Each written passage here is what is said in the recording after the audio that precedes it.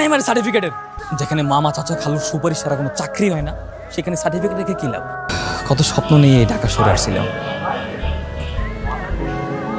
আমার সব স্বপ্ন স্বপ্নই থেকে গেল। তুমি আমার টাকা দিয়ে বন্ধ করে বাবাকে চাইছো। আমি অফিসে গেলাম টাকা আনতে, আর আমি খুব তাড়াতাড়ি আমার সম্পত্তি আমার নামে চাই। এই তুমি কি মানুষ দেখতেছ না বাবা অসুস্থ, বাবার গায়ে হাত কেন তুললে তুমি? অসুস্থ করে তো 6 মাস ধরে মরতেছে না, মরলে তো আমি আমার ভাগের সম্পত্তি পাই। আজকে যদি আপনি সময় মতো না আসতেন, আমার বাবাকে হয়তোবা ভাইয়া মেরেই ফেলত। উনি আপনার কেমন ভাই? আমার আপন বড় ভাই। আপনি কি চাকরি করবেন? সেই আশাতেই তো ঢাকা শহরে এসেছি, কিন্তু এখন মনে হচ্ছে না আর কিছু হবে। আমার ওই গ্রামের বাড়িতে হাল চাষ করা ছাড়া আর কোনো উপায় নেই। আমাদের একটা বিজনেস আছে, বাবা অসুস্থ হওয়ার পর থেকে বিজনেসটা একটু খারাপের দিকেই যাচ্ছে। আপনি যদি চান আমার পার্সোনাল অ্যাসিস্ট্যান্ট হিসেবে যোগ দিতে পারেন। কি বললেন? আপনি চাকরি দিবেন? আপনার যদি কোনো সমস্যা না থাকে, আমারও কোনো সমস্যা নেই আপনাকে পার্সোনাল অ্যাসিস্ট্যান্ট হিসেবে রাখতে। না না, আমার কোনো সমস্যা নেই, আমি চাকরিটা করবো, আমি চাকরি করতে চাই। এই ম্যানেজার, আমার বোন কোথায়? স্যার উনি তো এখনো আসেননি। আসেনি মানে? ওই নবাব যদি এখনো অফিসে আসেনি? সরি স্যার, আমি তো বলতে পারবো না। কাল আমি টাকা পাইনি, আজ আমি টাকা ছাড়া এই অফিস থেকে যাব না।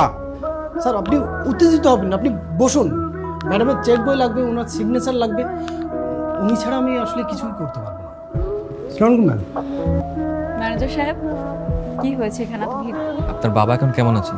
বাবার অবস্থা একদম ভালো না, আর এইদিকে ভাইটা সারাক্ষণ মাতলামি করে বেড়ায়, কিছু আর ভালো লাগে না। সব মিলিয়ে জীবনটাকে অসম্পূর্ণ মনে হচ্ছে, তাই না? হ্যাঁ, ইচ্ছে করছে সবকিছু ছেড়ে কোথাও পালিয়ে যায়। দেখুন ম্যাডাম, জীবন থেকে পালিয়ে জীবনের প্রকৃত সুখ অনুভব করা, সব কিছুর মাঝে থেকে জীবনের প্রকৃত সুখ অনুভব করা। আচ্ছা থাক এসব। তোমার বাসা কোথায়? ম্যাডাম আমি তো বাসায় থাকি না, এই পাশে একটা মেসে থাকি। আজকে দুপুরে তাহলে তুমি আমাদের বাসায় লাঞ্চ করবে? প্রবলেম হচ্ছে? না ম্যাডাম, কোনো প্রবলেম নেই। হ্যালো ম্যাডাম, কি করছো? এই খাওয়া দাওয়া শেষ করে মেসে ফিরছি। আমার মনে হয় তোমার একটা বিয়ে করা উচিত, তাহলে আর হোটেলে খাওয়া দাওয়া করতে হবে না, আর মেসেও থাকবে। কি যে বলেন ম্যাডাম, সবে মাত্র একটা চাকরি পেয়েছি, আর এখনই বিয়ে?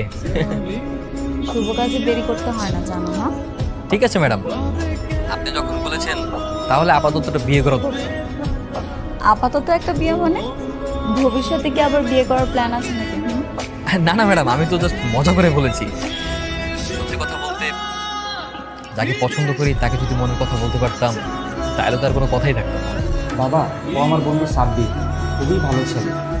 বাবা, আমার বন্ধু সাব্বির আমাদের আখিকে খুব পছন্দ করেছে, তাই আখির সাথে কথা না বলে সরাসরি তোমার কাছে নিয়ে আসে।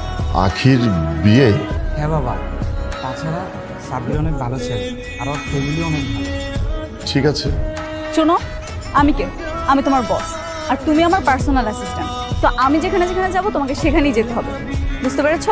জি ম্যাডাম, বুঝতে পেরেছি। কি বুঝতে পেরেছো? ফাজলামি করছো? আহা, না না ম্যাডাম, ফাজলামি করবো কেন? তুমি হচ্ছে আমার বস, আর আমি তোমার অ্যাসিস্ট্যান্ট। অ্যাসিস্ট্যান্ট কি কখনো বসের সাথে ফাজলামি করতে পারে? আবার মুচকি মুচকি হাসছো, আবার আমাকে খোঁচা মেরে কথা হচ্ছে। আরে কই, আরে আরে কি বলছো বাবা? হুট করে বিয়ে করতে বলছো আমাকে? ছেলেটা খুব ভালো রে মা, তোকে একটা ভালো ছেলের সঙ্গে বিয়ে দিতে পারলে আমি নিজেও অনেক শান্তি পাবো। কি হলো, বাবাকে কষ্ট দিতে চাস? যদি কষ্ট দিতে না চাস তাহলে বিয়েতে রাজি হ। ঠিক আছে বাবা, তুমি যেটা ভালো মনে করো সেটাই না হয় করো। কি, তুমি কি সত্যি সত্যি বিয়েটা করতে যাচ্ছ? বাবাকে কথা দিয়েছি, কিভাবে না রাখি বলো? সব সিদ্ধান্ত তো নিয়েই ফেলেছো, কিছু কথা না হয় মনের ভিতরেই থাকুক। আমি জানি তুমি কি বলতে চাও। আমি জানি তুমি আপুকে পছন্দ করো, আপুও তোমাকে ভালোবাসে। এই, তোমার আপু যে আমাকে ভালোবাসে এটা তুমি কিভাবে বুঝলে? গতকাল রাতে আমি আপুকে তোমার ছবি হাতে দিয়ে কাটতে দেখেছি। বলো কি, সত্যি? হ্যাঁ সত্যি, তুমি কিছু একটা করো। বড় ভাইয়া আপনার বন্ধুকে শায়েস্তা করতে হবে, তারপর তুমি আপুকে বিয়ে করে। কেমন আছো? ভালো। তুমি এখানে? এমনি আসলাম আর কি। কোথাও যাচ্ছো? বিয়ের শপিং এ যাচ্ছি। কেন নিজের মনের বিরুদ্ধে গিয়ে বিয়ে করছো? কারণ আমি আমার বাবাকে অনেক ভালোবাসি। তোমার ভালোবাসা? আর আমার ভালোবাসার কথা বাদই দিলাম, তুমিও এইসব নিয়ে বাবাকে কিছু বলতে যাও না। দেখুন স্যার, দেখুন কিভাবে নিজের পিতাকে হত্যা করার চেষ্টা করা হচ্ছে। অ্যারেস্ট করেন স্যার এদের। কিরে, নিজের জন্মদাতা পিতাকে হত্যা করতে চাস? তুই কি মানুষ? মানুষ নাকি জানোয়ার? তুই তো সন্তান নামের কলঙ্ক। নয়ন, তোকে আমি দেখে নিব। হ্যাঁ দেখে নিস, তার আগে থানায় চল, তোকে আমি রিমান্ডে নিব, তারপরে এসে দেখিস। বাবা নয়ন, বাঁচানোর মালিক আল্লাহ, কিন্তু তোমার উসিলায় আমি দুইবার বেঁচে গেলাম। তুমি তো কিছু জানো না, নয়ন ভাইয়া আর আপু দুইজন দুইজনকে ভালোবাসে। তাহলে আর দেরি করে কি হবে? তাড়াতাড়ি বিয়ের আয়োজন করতে হবে। হ্যাঁ,